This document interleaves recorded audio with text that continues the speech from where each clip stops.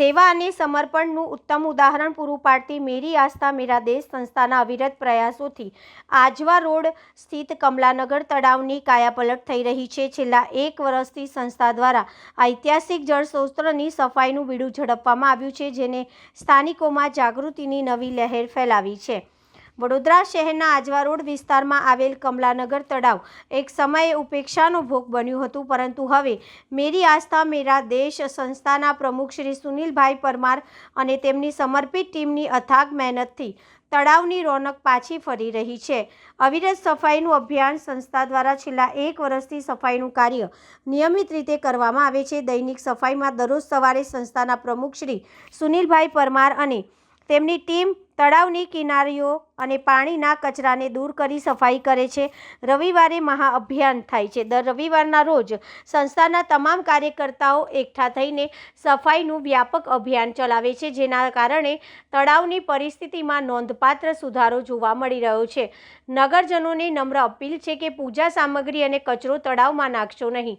સંસ્થા દ્વારા સફાઈની સાથે સાથે જનજાગૃતિ પર વિશેષ ભાર મૂકવામાં આવે છે। કાર્યકર્તાઓ તળાવની સફાઈ દરમિયાન હાજર નગરજનોને મળીને હાથ જોડીને વિનંતી કરે છે કે કોઈપણ પ્રકારનો કચરો કે પૂજાની સામગ્રી તળાવના પવિત્ર જળમાં નાખવો નહીં।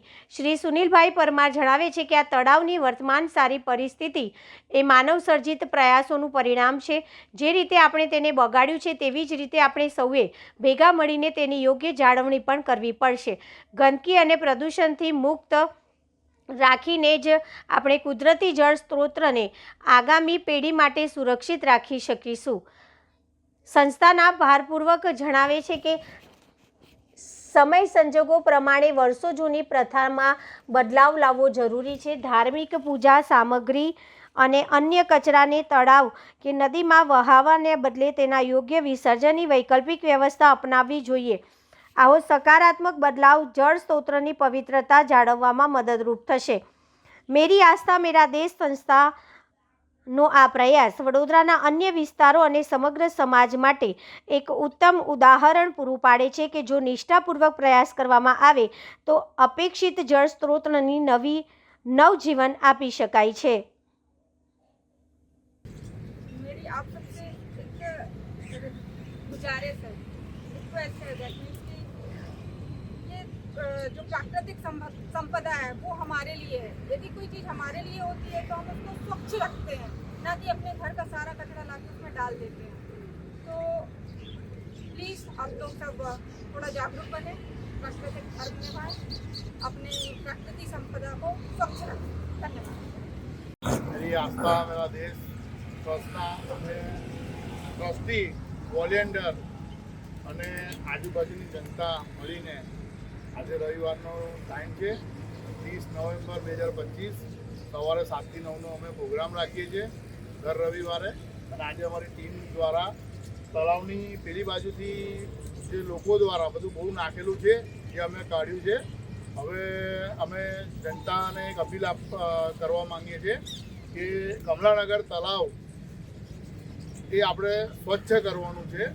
અત્યારે કમલાનગર તળાવની જે દશા છે તો તમે એવું માની શકો કે આ તળાવને કેન્સર થઈ ગયું છે। અને એ કેન્સર એવું થઈ ગયું છે કે જે પોલિથીનની થેલી છે, જે કમળની જે નીચે જે ગાંઠો હોય એની અંદર એવી બધી વીંટાઈ ગયેલી છે, ચૂંદડીને એવું બધું અમે કાઢીએ છીએ તો બહુ ખરાબ પોઝિશન છે। તો જેવો સમય બદલાયો છે એવી રીતના આપણે બી બદલાવવું પડશે, જાગૃત થવું પડશે અને આ પ્લાસ્ટિકની પોલિથીનની થેલી સાથે નાખવાનું તમે બંધ કરો। આપણા તળાવ અને નદીઓ આ બધું દૂષિત થતું જાય છે। પહેલાંના જમાનામાં આપણે આ બધી પ્રથા માનતા હતા, તો અત્યારે બી આપણે આની અંદર સુધારો લાવી શકીએ છીએ। પહેલાંના જમાનામાં સતી પ્રથા બી હતી, તો કેમ આપણે અત્યારે સતી પ્રથા બંધ કરતી હતી? અને આપણે કહીએ છીએ કે જૂની પરંપરા છે કે તળાવ નદીમાં નાખવું, તો આની અંદર બી તમારે સુધારો લાવવો પડશે। અને આપણે સુધરીશું તો આપણે આપણા બાળકોને આવનારી જે પેઢી છે એ લોકોને આપણે સ્વચ્છ તળાવ, સ્વચ્છ નદી આપણે આપીશું। અને તમે અમારી સાથે જોડાઈ શકો છો। મેરી આસ્થા મેરા દેશ ટ્રસ્ટ છે।